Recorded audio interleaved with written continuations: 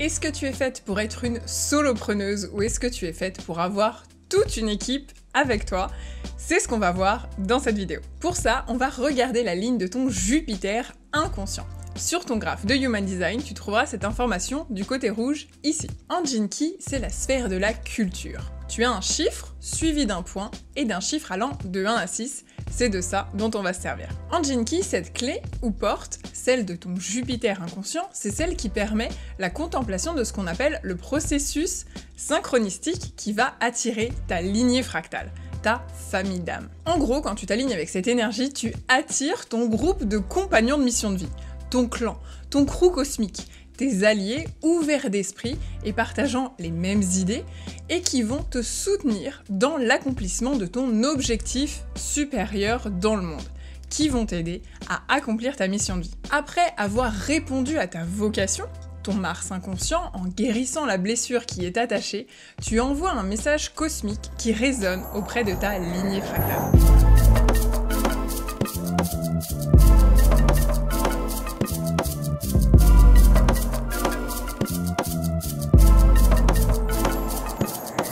Si tu as un petit 1, alors ton Jupiter est teinté d'une ligne 1. En tant que base de la sphère, la culture de la ligne 1 nous montre que nous devons d'abord commencer par l'individu. La ligne 1 se motive toute seule, c'est l'archétype de la solo-entrepreneuse.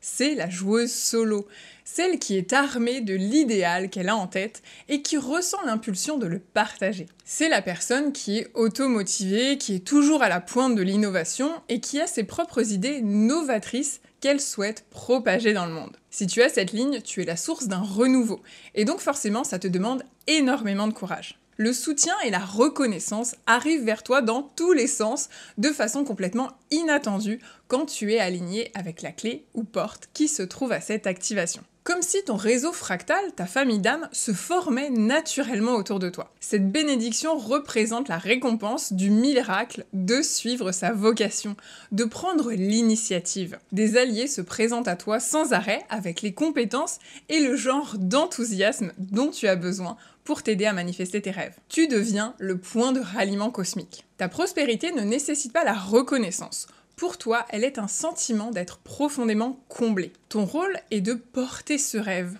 de l'apporter au monde. C'est donc vraiment une énergie qui se prête très bien à l'entrepreneuriat et en particulier au soloprenariat. En défendant courageusement ton idéal, la culture de la première ligne attirera le soutien et la reconnaissance pour prendre cette graine initiale et la répandre très largement. Moi j'ai cette ligne-là et elle colore ma clé 19. C'est en assumant mon côté sensible de meuf au cœur tout mou d'autorité émotionnelle, bien caché dans ce véhicule de grande blonde qu'à une grande gueule, derrière mon côté capri, intentionnelle et ambitieuse, je suis une vraie chialeuse. C'est la porte du manque, une énergie tribale, connectée au groupe. Cette sensibilité du 19 me donne le pouvoir, quand je m'y aligne, de ressentir profondément les émotions de mon environnement et les schémas dans lesquels ces émotions s'inscrivent. Je sais lire les besoins des autres, de mon entourage, mais aussi comprendre les besoins du monde au sens large. En plus, ma motivation en Human Design, c'est le besoin. Donc littéralement, pourvoir à un besoin que j'ai identifié, c'est le truc qui me motive le plus au monde. Ce 19 me rend capable de voir le monde d'une façon complètement différente des autres.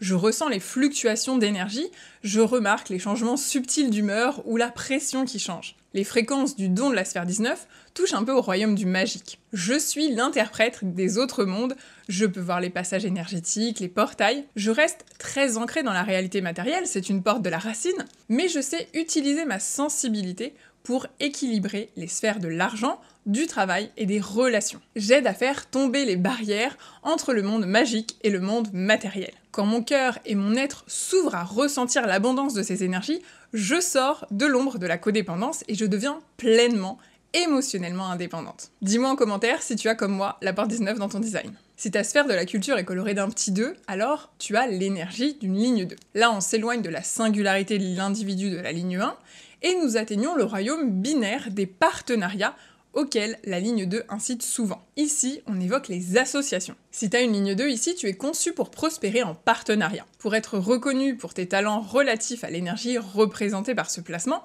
et reconnaître aussi les autres en retour. Les partenariats peuvent prendre plusieurs dimensions. Sa dimension ultime restant celle de faire équipe avec la Terre, ses rythmes, ses éléments, ses créatures. Deux personnes qui se rassemblent pour manifester quelque chose dans le monde, en business c'est très fréquent. Si t'as une ligne 2, tu t'épanouis en relation quand la chimie est bonne, donc priorise le fait de t'associer. Mais par contre, ne le fais pas juste pour t'associer, pour ne pas être seul.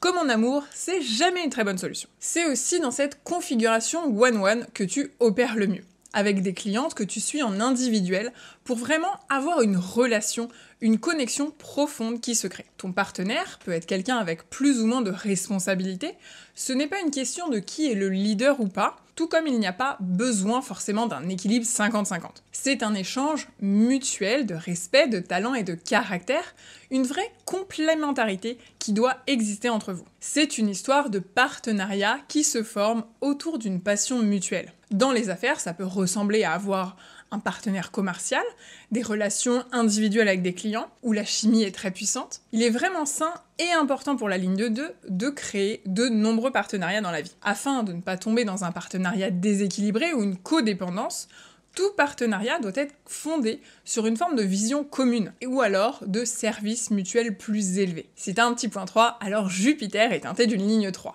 Elle nous parle d'unité. C'est comme l'idéal archétypal d'une famille humaine où le partenariat crée un groupe fractal. Plus précisément, on parle d'une unité quand un groupe se compose de 3 à 15 personnes. Pense à un petit programme de groupe, au département d'une société ou à une équipe agile et efficace, comme le serait une unité militaire ou un commando d'élite. La diversité, la dynamique et l'échange d'idées et d'opinions donnent de la force à la culture de la ligne 3. Pour que la conscience collective émerge, il faudra d'abord que chaque individu transcende sa propre souffrance au travers d'une acceptation de ses blessures les plus profondes. De cet amour de soi profond s'éveille la possibilité de vraies relations sacrées dont l'aura de manifestation sera absolument extraordinaire. C'est un petit peu l'avenir de la famille, mais pas au sens des liens du sang. Le début d'un vrai réseau communautaire au sens le plus pur du terme. Quand tu évolues au sein d'un groupe de cette taille-là, c'est là que tu excelles. Tu as la flexibilité, la sagesse et l'humour nécessaires pour que ça fonctionne bien. La prospérité pour toi peut résider dans l'excitation du projet, dans les interactions pendant sa réalisation, et parfois bien plus que dans le résultat final. Si t'as un petit 4, alors ton Jupiter est teinté d'une ligne 4. Nous atteignons maintenant ce qu'on appelle le réseau. La plupart des entreprises sont de petites sociétés. La ligne 4, elle voit plus loin. Elle sait qu'en connectant les potentiels ensemble, le résultat sera forcément exponentiel. Connecter, réseauter et utiliser la communauté est comme toujours le domaine de la ligne 4. Et elle prend vie en restant ancrée dans sa propre culture tout en s'ouvrant aux autres, en devenant un petit peu le pont. Le monde d'aujourd'hui est une vaste économie globale, interconnectée, tout en ayant encore les entraves des anciennes façons de faire, ce qui nous empêche d'avancer autant qu'on le pourrait. Ton rôle à jouer ici, si ta culture a une ligne 4, c'est de dépasser tes propres obstacles internes. Ta tendance à t'isoler, ton incapacité à mettre clairement des limites, et à avoir peur de prendre les responsabilités, alors qu'en réouvrant ton cœur, tu peux être l'actrice d'une vraie révolution business. Tu as en toi la capacité de relier les mondes, les cultures, les coutumes, pour en tirer le meilleur parti pour l'ensemble de la communauté que tu auras réunie. En gardant les pieds bien ancrés dans ta propre individualité pour être toujours dans un équilibre avec ta vision d'expansion du monde sans t'y perdre non plus. Si t'as un petit 5, alors ton Jupiter est teinté de l'énergie de la ligne 5. En regardant l'évolution de l'histoire humaine, on se rend compte que l'évolution, depuis les chasseurs-cueilleurs qui ont été regroupés en tribus jusqu'aux Nations Unies et aux multinationales, c'est vraiment symptomatique de l'émergence de la vibe de la ligne 5. Le talent de la ligne 5 dans la sphère de la culture, c'est de faire partie d'un grand tout, de l'idée pour se servir elle-même autant qu'elle sert le monde. Quand tu œuvres en politique ou dans de grandes entreprises, tu leads l'humanité qui a besoin de cette forme de gouvernance. Une fois que tu as guéri ton cœur, en parcourant le chemin doré de tes Jinki, en tant que ligne 5, tu deviens capable de trouver des solutions à des problèmes de grande ampleur. Tu trouves aussi les ressources et tu sais mettre en contact les bonnes personnes. C'est comme si tu participais énergétiquement à la réalisation d'un grand rêve qui n'appartient pas à une seule personne. Cette ligne a le potentiel d'avoir un impact massif et une influence mondiale.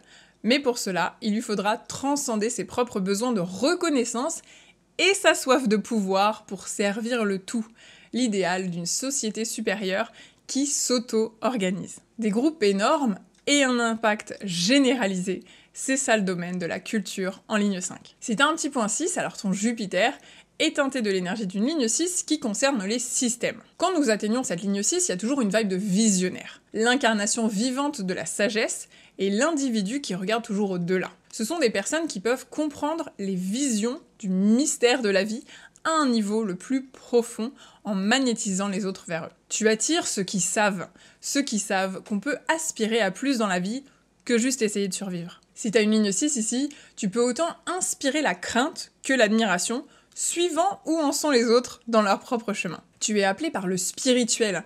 Tu peux parfois aussi te perdre dans la contemplation du monde. T'as une vraie vision des mystères de la vie et tu aspires à cet idéal. Tu es magnétique pour tous ceux qui ont un minimum conscience qu'il y a plus dans cette vie que cette simple survie du quotidien. Tu observes en conscience, tu es là juste à la frontière, à la fois dedans et en dehors du monde.